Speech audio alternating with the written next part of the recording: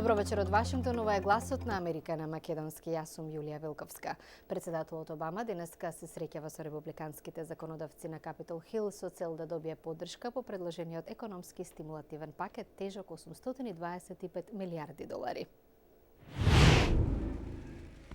Републиканските законодавци се погласно се противат на пакетот што вклучува 250 милиарди долари во даночни скратувања и 550 милиарди во трошоци за проекти од јавен интерес, како поправка и изградба на мостови и патишта.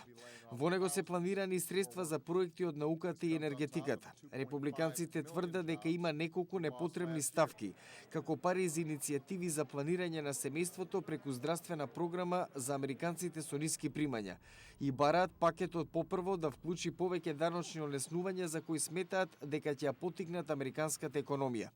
Конгресот ќе расправа по пакетот неделава, во нималку розови економски услови, кога неколку големи корпорации, како автопроизводителот General Motors, производителот на електроника Texas Instruments и стоковната куќа Home Depot најавија бран отпуштања. Истовремено, човекот во новата влада, кој ќе се бави со многу аспекти од финансиската криза, конечно е потврден на функцијата. Сенатот вчера му даде зелено светло на Тимоти Гајтнер, како нов секретар за финансии. Американскиот председател вели дека созреало времето израелците и палестинците да постигнат долготраен мир, но подвлече дека сите страни во регионот мора да имаат улога во процесот.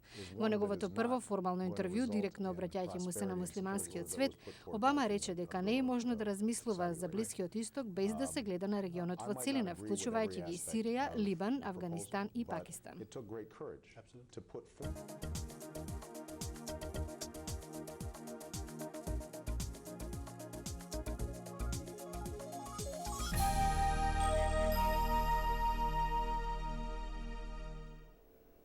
Со константно растечката побарувачка на нуклеарна енергија, експертите велат дека се зголемува ризикот од ширење на нуклеарното оружје. Председателот Обама го повикува светот да обрне внимание на овој проблем. Нуклеарните експерти предупредуваат додека земјите се свртуваат кон нуклеарната енергија за да го намалат проблемот со глобалното затоплување, некои може и да произведат нуклеарно оружје. Обама се осврна на прашањето за време на говорот при стапувањето на функција. Со старите пријатели и поранешни непријатели, неуморно ќе соработуваме за да ја намалиме нуклеарната закана и да го намалиме глобалното затоплување. Група експерти на тркалезна маса во Американскиот институт за мир во Вашингтон деновиве ја повикаа владата на председателот Обама да издействува нови меѓународни мерки за нуклеарната енергија. Тие предлагаат земјите да набавуваат нуклеарно гориво за енергија, но со обврска преработеното гориво да биде вратено на Меѓународната агенција за атомска енергија. Експертите додаваат дека меѓународната заедница е таа што мора да гарантира дека горивото било употребено на безбеден начин и за миролюбиви цели, а не за изградба на оружје. Аналитичарите сметаат и дека Обама ги наследува и проблемите во таа насока со Северна Кореја и Иран. Сепак, поранешниот подсекретар за одбрана Ерик Еделман верува дека дипломатијата може да даде резултати.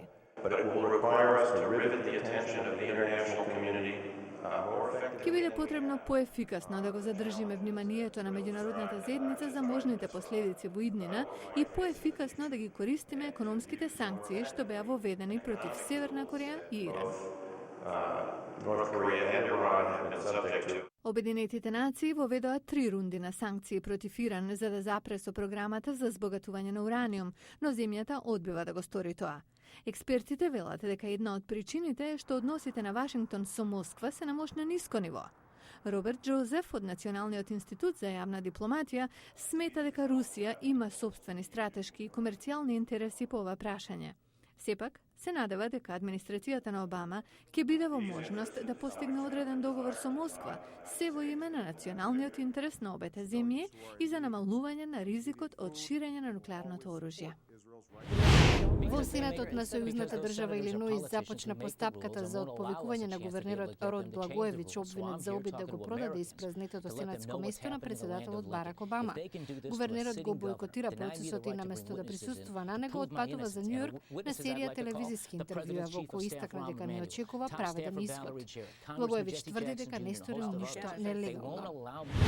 Лекарите во болница во Лос Анџелес се изненадија кога жена која очекувала да се породи со 7 деца добила добила осморка, втора во историјата на САД за која има податоци. 6 момчиња и 2 девојчиња дојдоа на свет со царски рез во рок од 5 минути. Родени се 9 недели пред време и тешки меѓу 680 грама и 1,5 килограм. Од болницата вела дека мајката се чувствува добро и планира да ги дои сите 8 бебиња.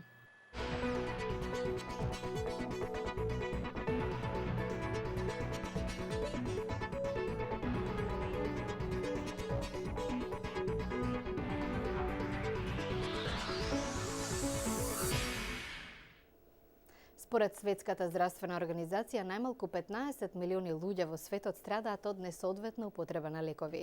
Експертите велат дека бројот на смртни случаи од предозираност со лекови значително се зголемил.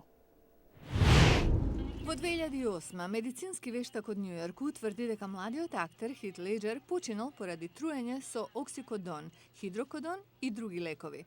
Аутопсијата утврди дека смртта ја причинила акумулација на овие лекови со тек на времето. Лековите како оксикодон и хидрокодрон вообичаено се препишуваат против болки, но тие се поврзани и со драматичен пораст на жртви од предозираност во Соединетите Американски држави.